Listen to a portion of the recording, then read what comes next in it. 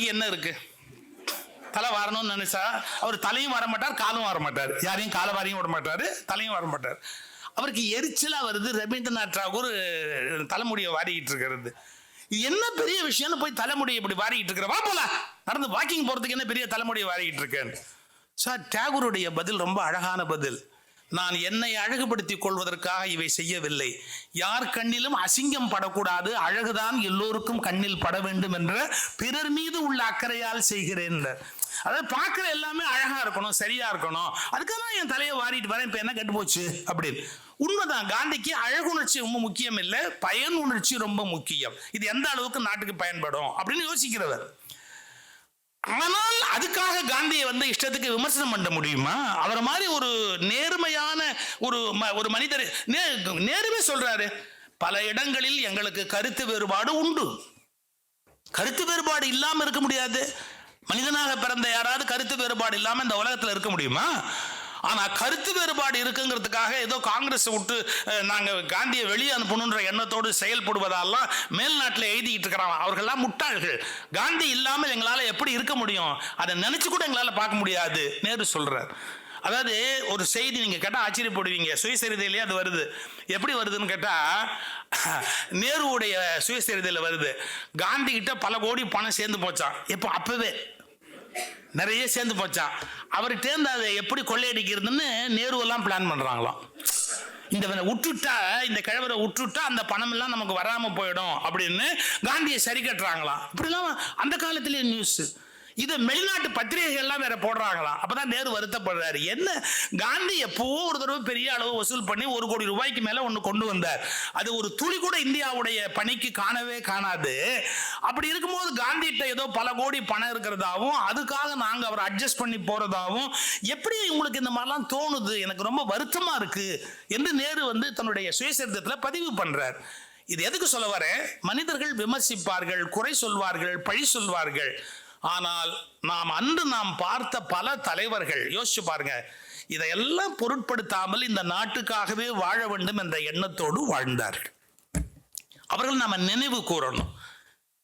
அதுக்கு அடையாளமாக தான், அது மறந்துடக்கூடாது. இந்த மாதிரி பள்ளி பிள்ளைகளுடைய மனதில் பதிந்து, கல்லூரி மாணவர்கள் மனதில் பதிந்து, மீண்டும் தமிழ்நாட்டில் அந்த புதிய உணர்வுகள் மனதில் பதியணும் அப்படிங்கிறதுக்காக ரொம்ப அருமையான புத்தகத்தை மிகச்சிறந்த வர்த்தமானன் எப்போவுமே அவங்க கொண்டு வர பதிப்பு ரொம்ப அழகாக இருக்கும். அந்த புத்தகம், காகிதம், அச்சு, படிக்கிறதுக்கு கண்ணுக்கு அது எளிமையாக இருக்கக்கூடிய முறைகள், இந்த மாதிரி அதை படித்தா அந்த பேப்பரில் அந்த எழுத்து படிக்கிறதுக்கு நல்லா இருக்கணும், ஃபாண்ட்ஸ் கூட நல்லா இருக்கணும், அப்போதான் படிக்க முடியும், புத்தகத்தை எடுத்து படிக்க முடியும். அதையெல்லாம் நன்கு செய்யக்கூடிய வர்த்தமானன் அவர்கள் இதை முயன்று செய்திருக்கிறார்கள். டாக்டர் மாணிக்கம் அவர்கள் இது மாதிரி நல்ல பணிகளுக்கு துணை நிற்கிறவர்கள். சிற்பியை போன்றவர்கள் அறிவு சார்ந்த ஆதரவுகள் கொடுத்து அதை வெற்றியடைய செய்கிறவர்கள். நீங்கள்லாம் அதை வாங்கி வெற்றியடைய செய்யணும். நமக்குன்னு ஒரு வேலை இருக்குல்ல, நாம் அதை வாங்கி புத்தகத்தை எவ்வளோ ஓசியிலேயே படிக்கலாம்னு நம்ம யோசிக்க கூடாது. நாமளும் புத்தகத்தை வாங்கி செலவு பண்ணணும். எங்கள் அப்பா பற்றி ஒரே ஒரு வார்த்தை சொல்கிறேன். அவருக்கு 30 ரூபா சம்பளம் இருந்த காலத்தில் 50 ரூபா புக்கு வாங்கியிருக்காரு. எப்படி ஹிக்கின் பாதம்ஸுக்கு போனாராம், ஏதோ ஒரு புக்கு ஒரு வால்யூமாக வச்சுருந்தானா, இது 50 ரூபா அப்படின்னா செட்டு. எங்கள் அப்பாவுக்கு சம்பளம் 30. அவர் என்ன கேட்டிருக்காரு தெரியுமா? இன்ஸ்டால்மெண்ட்டில் பணம் கொடுக்கலாமா? நான் மாதம் 5 ரூபாயா கொண்டாந்து 10 மாதம் கொடுத்துட்றேன். பாருங்க, இன்ஸ்டால்மெண்ட்டில் எவர்சில் ஒரு பாத்திரம் வாங்குவான், இன்ஸ்டால்மெண்ட்டில் கோல்டு வாங்குவான், இன்ஸ்டால்மெண்ட்டில். எங்கள் அப்பா இன்ஸ்டால்மெண்ட்டில் புக்கு வாங்கலாமா அப்படின்னு கேட்டார். 5 ரூபா மாதம் நான் கொடுத்துட்றேன், எனக்கு இந்த புக்கை கொடு, நான் என்ன பண்ணுறேன் 5 ரூபா மாதம் கொண்டாந்து கொடுத்துட்றேன். அவர் இப்படி பார்த்துட்டு, சார் புத்தகத்தில் உங்களுக்கு இவ்வளோ ஆர்வம் இருக்கா சார்? பரவாயில்ல சார், நீங்கள் எடுத்துகிட்டு போங்க சார், பணம் கொடுக்குறீங்களா கொடுக்குறீங்க, எப்போ முடியுதோ கொடுத்தா கொடுங்க, கொடுக்காட்டி போங்க சார், எடுத்துகிட்டு போங்க சார். இலவசமாக புத்தகம் வாங்குறது எழுத்தாளனுக்கு தப்பு. இலவசமாக புத்தகம் வாங்கினா அது எழுத்தாளனுக்கு தப்பு. அதனால் நான் இப்போ அட்வான்ஸ் 5 ரூபா கொடுத்துட்றேன், மாதம் 5 ரூபா கொடுத்துட்றேன். எதுக்கு சொல்ல வரேன்? புத்தகங்களை நாம் வாங்கி அதை ஆதரிக்க வேண்டிய கடமை நமக்கு இருக்கு. ஸோ புத்தகங்களை பற்றி என்னுடைய செய்திகளை பதிவு பண்ணிட்டேன். நம்ம அடுத்த நிலைக்கு போறதா இருந்தால், இது வள்ளற் பெருமானுக்கும் காந்தியடிகளுக்குமான விழா. எப்பவுமே தொன்று தொட்டு இது 10 நாள் நடக்கும். இந்த முறை பல சிக்கல் காரணமாக சுருக்கமாக நடத்த வேண்டிய கட்டாயம் நமக்கு இங்கே நடத்துகிறோம். ஏவிஎம் அறக்கட்டளை அமேப் செட்டியார் வேற அவருடைய வில்லிலேயே எழுதியிருக்கார். அவ்வளவு அருமையான அந்த மனம், அவருடைய மனம். இந்த விழாவில் தான் கேட்டு கேட்டு பல விஷயத்தை கேட்டு நாங்கள் வளருவதற்கான வாய்ப்பு எங்களுக்கு கிடைச்சது. அந்த வள்ளற் பெருமானை பற்றி பல கோணங்கள்ல பல பெரியவர்கள் பல காலத்துல பேசுவார்கள். இப்ப என்ன சிக்கல்னு கேட்டீங்கன்னா, ஒரு கோணத்துல நாம கேட்டு அல்லது நம்ம பதிஞ்சு வைத்துக் கொண்டோம்னா அது மட்டுமே நியாயமா இருக்க முடியும் அப்படிங்கிற எண்ணத்துல பேசுறோம். இப்ப யாராவது ஒருத்தர் 6ன்னு இப்படி எழுதி இருக்கிறாருன்னு வச்சுக்கோங்க, இங்கேருந்து நான் பார்த்து 6ங்கிறேன், அங்கேருந்து பார்க்கற ஒரு 9ன்னு தானே சொல்லுவாரு. அவர் எங்க நின்று பார்க்கிறாருங்கிறத பொறுத்து அது மாறத்தானே செய்யும். நான் அதை புரிந்து கொள்ளாம நான் நீ எப்படி அதை 9ன்னு சொல்லலாம் அப்படின்னு கேட்டா, அவர் நிக்கிற இடத்துல இருந்து பார்த்தா அது கண்டிப்பா அப்படிதான் தெரியும். நான் நிக்கிற இடத்துல இருந்து பார்த்தா 6ன்னு தெரியும். அதனாலதான் ஒவ்வொருவருக்குமே ஒரு பொருள் அவர்களுக்கு புரிபடுகிற அளவுக்கு தான் புரிபடுமே ஒழிய அதனுடைய முழு உண்மை எல்லாருக்கும் புரியும்னு சொல்ல முடியாது. நாங்க கொஞ்சம் வேடிக்கையா ஒரு எளிய உதாரணம் சொல்றது உண்டு, சில பாமர மக்களும் புரிஞ்சுக்கணுமே. பஸ்ல உட்கார்ந்து இருக்கும் போது பையன் அப்பா பார்த்து ஒரு கேள்வி கேட்டான். அப்பா மெக்கானிக்கல் இன்ஜினியர், இந்த பஸ் எப்படி ஓடுதுன்னா, இந்த பஸ் எப்படி ஓடுது அப்படின்னு. அவருக்கு இந்த மாதிரி தங்கிட்ட கேட்கறதுக்கே ஆள் இல்லை. அதனால சான்ஸ் கிடைக்காத பேச்சாளன் மாதிரி அவர் ரொம்ப ஒரு ஆதரவு பேசணுங்கிற அக்கறையில் இருந்தார். அவர் உடனே பையன்ட்ட ஆரம்பிச்சார், பெட்ரோல்னு ஒன்று இருக்கா, அந்த பெட்ரோல் என்ன பண்ணும், ஸ்பார்க் ஆகுமா, உடனே ஒரு நெருப்பு உண்டாகுமா, அந்த நெருப்புல ஒரு பவர் உண்டாகுமா, உண்டான உடனே அது மோட்டரை சுத்தி இதை இழுத்துன்னு டெக்னிக்கலா கிளாஸ்ல சொல்ல முடியாத எல்லா விஷயத்தையும் பையனுக்கு சொல்லிட்டு புரிஞ்சுதுன்னார். அவன் சொன்னான், பாப்பா கண்டக்டர் பிகில் ஊதுனா ஓடும். அவன் லெவலுக்கு அவ்வளவுதான், அவனுக்கு ஈஸி. கண்டக்டர் விசில் ஊதுனா ஓடும், அதை விட்டு நீ ஸ்பார்க் ஆகி நெருப்பு நம்ம யாருக்கு சொல்றோம்னு ஒரு கணக்கு இருக்கு. அவன் லெவலுக்கு என்ன புரியுமோ அதை தான் அவன் புரிஞ்சுக்க முடியும். இவர் லெவலுக்கு என்ன புரியுமோ அதை தான் புரிஞ்சுக்க முடியும். எனக்கு இன்னைக்கு இருக்கிற வருத்தம் என்ன தெரியுங்களா, தன் லெவலுக்கு சிலது புரியாதுங்கிறதே சில பேருக்கு தெரியல சார். தன் லெவலுக்கு சில விஷயம் புரியவே புரியாது அப்படிங்கிறது பல பேருக்கு தெரியல. ஒரு இன்ஜினியரிங் புக்கை எடுத்து வச்சுக்கிட்டு என்கிட்ட சொன்ன, எங்களுக்கு சங்க இலக்கியம், அந்த கொன்றைப்பூ, கம்பராமாயணம் அதெல்லாம் எங்களுக்கு புரியும். நீங்க ஒரு பெரிய எலக்ட்ரிக்கல் இன்ஜினியரிங்ல இருந்து ஒரு புத்தகத்தை எடுத்து வச்சுட்டு சொன்னா எனக்கு எப்படி தெரியும்? நான் சொல்லணும், சாரி பிரதர், அது அவுட் ஆஃப் மை சிலபஸ், என்னோட ஏரியால வரல, அது தயவுசெய்து என்கிட்ட கேட்காதீங்க, எனக்கு தெரியாது. சொல்லணுமா இல்லையா? இன்னைக்கு பெரிய சிக்கல் யூடியூப் வந்ததுக்கு அப்புறம் எவனுக்குமே தனக்கு தெரியாதுன்னு சொல்றதுக்கு தைரியம் வரல சார். தெரியாதுங்கிறத சொல்றதுக்கு தைரியம் வரல. தெரிஞ்ச மாதிரி எல்லாத்தையும் பத்தி பேசுறான். எப்படி தெரிஞ்ச மாதிரி நம்ம எல்லாத்தையும் பத்தி பேச முடியும்? வள்ளலார் அப்படிங்கிறது எப்படின்னு கேட்டா, இதுக்கு போறதுக்கு முன்னாடி நான் சின்ன ஒரு அனாலிசிஸ் பண்ணிட்டு போறேன். எவல்யூஷன் ஒரு வார்த்தை இருக்கு, பெர்ஃபெக்ஷன் ஒரு வார்த்தை இருக்கு. எவல்யூஷன் ஒண்ணு இருக்கிற வரைக்கும் பெர்ஃபெக்ஷன்ங்கிறதே இருக்காது. Then there is a possibility to evolve, அதாவது வளருவதற்கான வாய்ப்பு இருக்கிறது என்று வைத்துக் கொண்டால் எவல்யூஷன் அப்படிங்கிற அந்த கருத்து சான்ஸே கிடையாது. ஏன்னா நீங்க இது இவால்வ் ஆகிட்டே இருக்கு, அதனால பெர்ஃபெக்ஷன்ங்கிறத பத்தி நீங்க எதுவும் எய்ம் பண்ண முடியாது. எதை நீங்க இன்னைக்கு பெர்ஃபெக்ட்னு நினைக்கிறீங்களோ அது குறையுடையதுன்னு நினைச்சாதான் இவால்வ் ஆகிறதுக்கான வாய்ப்பே இருக்கு. எவல்யூஷனே பாசிபிள். சோ ஒன்னு இவால்வ் ஆகிட்டே போகுது.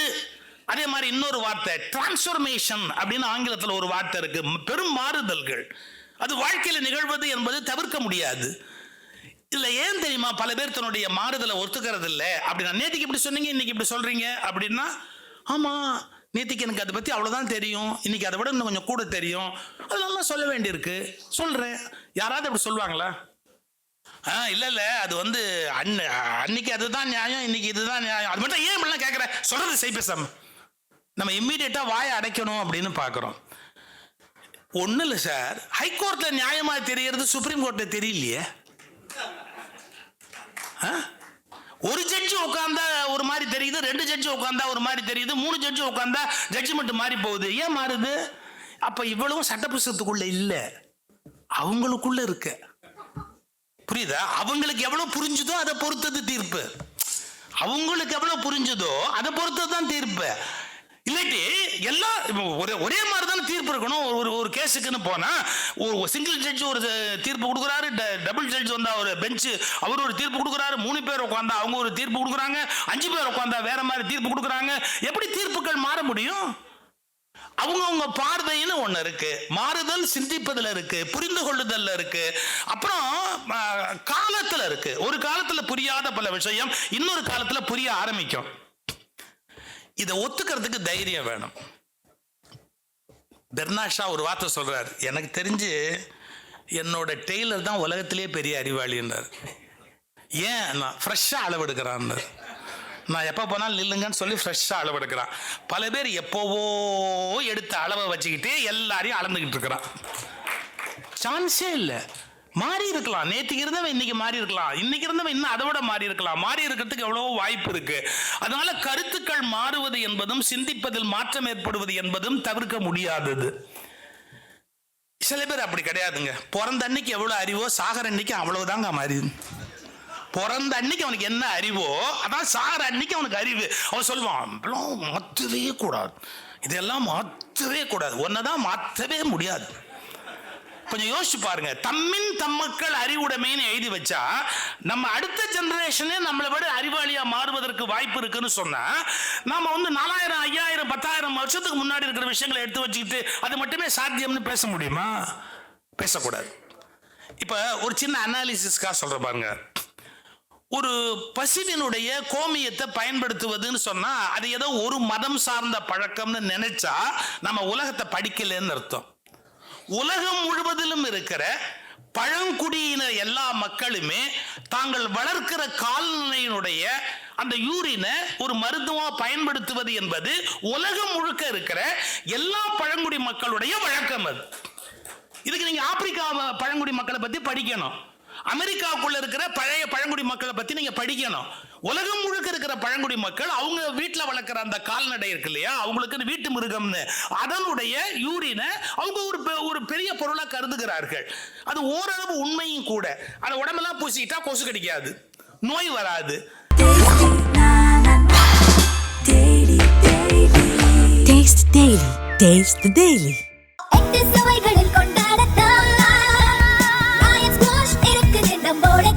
Lion Squash, அசல் பழங்களிலிருந்து தயாரிக்கப்பட்ட ரியல் ஸ்குவாஷ், பூலா, ஜோலா.